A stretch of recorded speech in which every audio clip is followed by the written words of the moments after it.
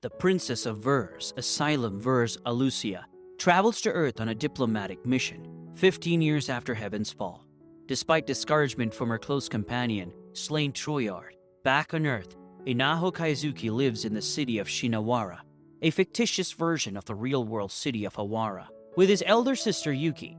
Yuki is a warrant officer and a cataphract pilot in service of the United Forces of Earth, while Inaho attends Shinawara High School and the UFE's mandatory cataphract pilot training program. When Inaho and his friends go to see Asalem's motorcade, terrorists attack the motorcade of the Martian delegation with a guided missile. Although it initially appears that the limousine carrying Asalem successfully avoids the attack, the terrorists successfully hit the limousine with a second volley, and it is believed that the princess is killed. In retaliation, the Vers Orbital Knights launch an all-out assault on Earth via the descent of their landing castles from Earth orbit and launching missiles, which destroys undersea cables, geostationary communications satellites, and major cities. The Vers invasion begins with landing castles crashing into New Orleans, Maputo, Beijing, Tokyo, and other major cities. Martian cataphracts emerge and destroy the Terran defenders. Those conventional weapons are ineffective against the Vers cataphracts, which are armed with ALDNOAH technology. In Shinawara, while preparing to evacuate, Inaho finds two girls and informs them of the need to evacuate. One of the girls subdues him and asks him what the evacuation is for,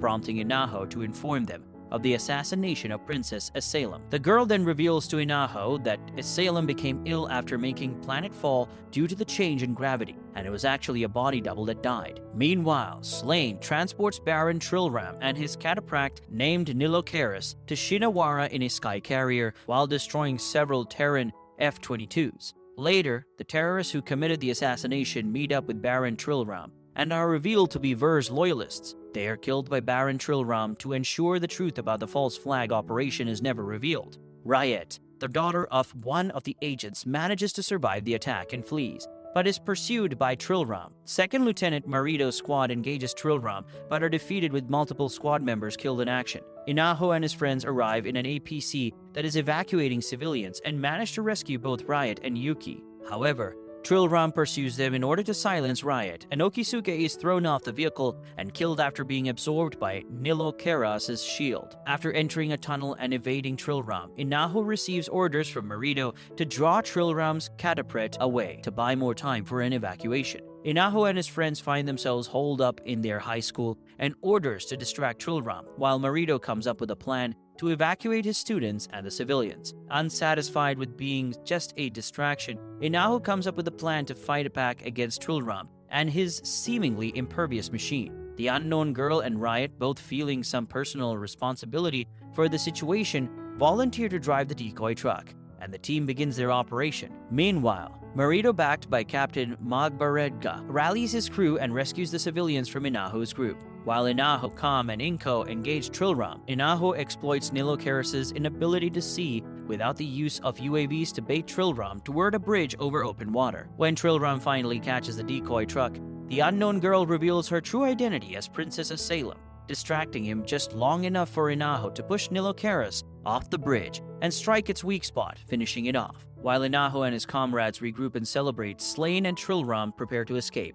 Trilram reveals that the assassination of the princess was a Martian plot all along, and that he must rearm and eliminate her as quickly as possible. In response, a shocked and enraged Slain pulls out Trilram's pistol and shoots him multiple times, killing him. The Martians bombard Shinawara as Slain leaves the area. Inaho and his friends meet up with UFE forces led by Captain Madbarge as they prepare to evacuate the area by sea via Madbarge's carrier, the UFES Wadatsumi. Asalem decides to reveal her true identity in private to Inaho and requests him to help her contact her grandfather, the current emperor of Vers, in hopes of stopping the emerging war. Soon the military finds themselves attacked by another Martian knight named Vlad, who pilots a cataphract equipped with a plasma sword. UFE cataphracts hold Vlad back while Inaho, Kam, and Inko smash a large shipping container into the enemy cataphract's head. Vlad decides to retreat as the Wadatsumi arrives with reinforcements. With Vlad gone, Madbarge takes the opportunity to evacuate everybody aboard the carrier. The Emperor of Mars calls for a ceasefire, while he considers the truth behind the events on Earth.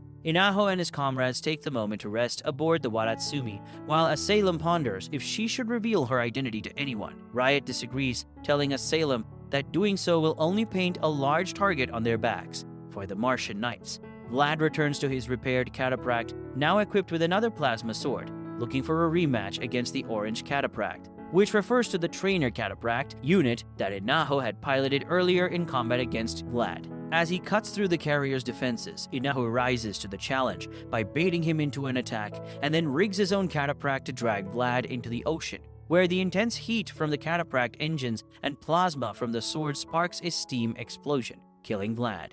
Meanwhile, Slane tries to inform the Emperor that Asylum is still alive and that some of the orbital knights were conspiring to go to war. Just as he leaves the room, Count Shazbom appears, claiming that Slane was feeding him false information. The Emperor immediately calls for war. Slane is declared persona non grata by Lord Creteo as the Emperor officially declares war against Earth. Every able-bodied man and woman on the Wadatsumi is immediately conscripted into service to the UFE, with Kam annoyed that he was chosen to be a mechanic. As the ship heads towards Tanegashima Island for resupply, Lieutenant Marito discusses the Tanegashima report, which recounts a battle between Terran forces and a Martian cataphract on Tanegashima shortly before the occurrence of Heaven's Fall. With a chunk of the moon hitting the island, apparently UFE brass decided to suppress the report rather than admit the superior technological advantage of Mars in comparison to Earth. Magbarge reveals her real name as Humere and blames Marito for her brother's death during the first Earth-Mars war. Later another night, Femian, piloting the cataphract Hellas, attacks the carrier,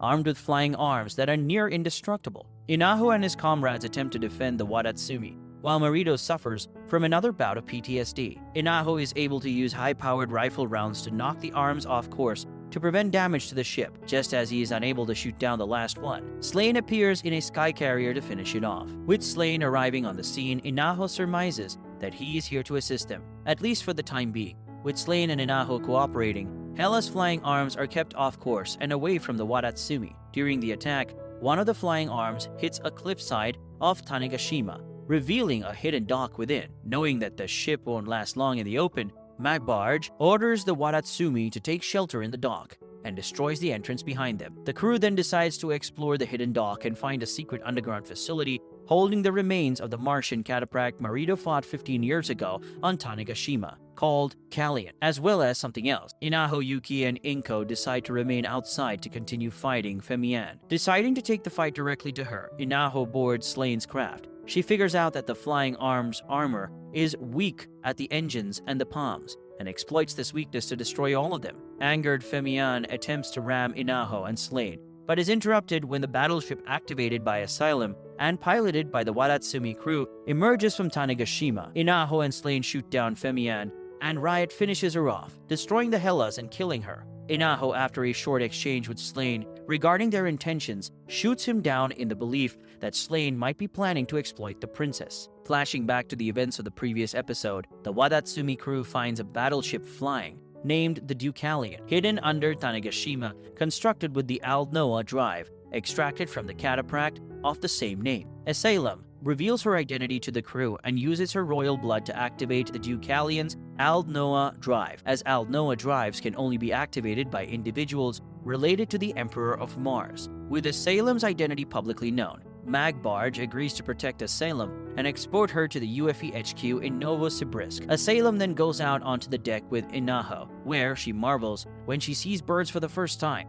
and is teased by ALDNOAH, causing Asylum to blush and pout. Meanwhile, Slane is captured by Creteo and taken to his landing castle, where Creteo tortures him to try and find out why Slane betrayed him as Shazbom watches. Unsure if Creteo was involved in the plot to assassinate Asylum, Slane stays quiet, and throughout his torture, he relives several flashbacks of his childhood with Asylum back on Mars. Slane eventually reveals to Creteo that Asylum is still alive, and that the assassination plot was carried out by conspiring Martians. Shocked, Creteo orders an immediate ceasefire so that the conspirators can be found. However, Shazbom attacks Creteo's castle, killing Creteo and capturing Slane. While training in the combat simulator, Riot suffers a bout of PTSD as she sees a virtual representation of Nilokeras, the cataphract that killed her father. Shortly afterward, Dr. Garai borrows the simulator program to help Marito deal with his own trauma from Tanegashima 15 years earlier. Though the program is a crude visualization of the 1999 battle at Tanegashima, Morito has a flashback to when an unknown cataphract single-handedly destroyed his entire tank battalion. During the Battle of Tanegashima 15 years prior, Morito was forced to mercy kill his tank driver and friend John Humere, as Humere was unable to escape the flaming tank wreckage, which caused Morito to blame himself for Humere's death. Meanwhile, on Sazbom's landing castle, Slane finds himself a guest of Sazbom, who admits he conspired to have the princess killed so as to rekindle the war with Earth in order to change the Ver's empire itself. When Riot finds Asylum alone in the shower, she sneaks up from behind and strangles Asylum with her own necklace, causing Asylum to become unconscious. By the time Riot was regaining her focus, the ALDNOAH drive on the Deucalion has shut down, crashing the entire ship. Inaho successfully revives Asylum in the shower room using CPR and a defibrillator, but Riot grabs Magbarge's pistol and holds everyone in the shower hostage. Riot blames Asylum for being able to integrate into the UFE while she and her father were outcasts before turning the gun on herself. However, Inaho disarms her, offering her another chance to fight the Martians. Magbarge throws Riot in the brig, then goes off to privately watch Morito's confession in I's lab. The Ver's empire convinced their people to attack Earth in the first Earth-Mars war to distract them from their own chronic problems, with producing sufficient amounts of food and water on an environmentally hostile Mars. Sazbom and his wife, Viscountess Orleans, joined the attack on Earth at Tanegashima. Orleans and her unborn child were killed after her cataphract Deucalion was crushed by falling pieces of moon debris from heaven's fall. Back on Earth, the Deucalion finally arrives at UFE headquarters, and Asylum tries to broadcast her message calling for a ceasefire.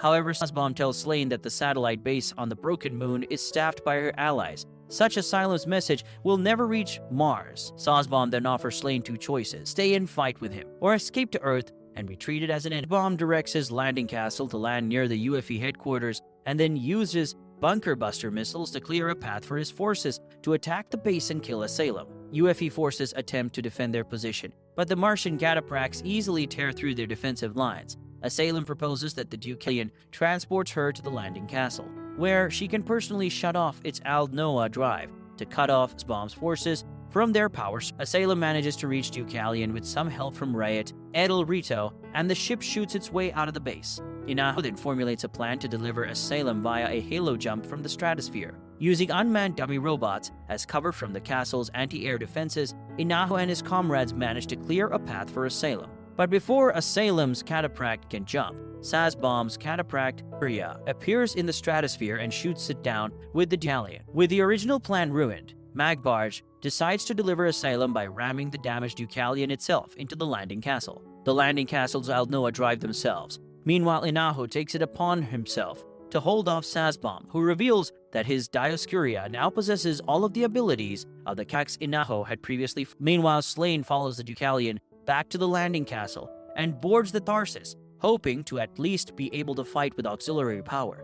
However, he finds out to his surprise that he has the ability to activate ALDNOAH drives as well. As Inaho and Sazbom fight, Sazbom initially has the upper hand due to the technological superiority of his Dioscuria in comparison to Inaho's Sleipnir. But Inaho uses everything he has learned from previous battles with Ver's cataphracts to exploit Dioscuria's weakness, severely damaging it. However, before he can finish off Sazbom, Slane tackles Inaho's cataphract with Tharsis. Right when Asylum manages to reach the core and shut it down, Inaho and Slane's cataphracts crash through the wall of the chamber. As Asylum goes to assist Inaho, he is shot and apparently killed by Sazbom, who thanks Slane for saving his life. Slane, in a fit of rage, fires at Sazbom with his pistol until his magazine is emptied, which mortally wounds Sazbom. As Inaho remembers various memories of his time spent with Asylum, he realizes that he genuinely loves her. However, Slane stops him and holds him at gunpoint. The two recognize each other's voices from the battle with Femian. Inaho attempts to draw his own gun,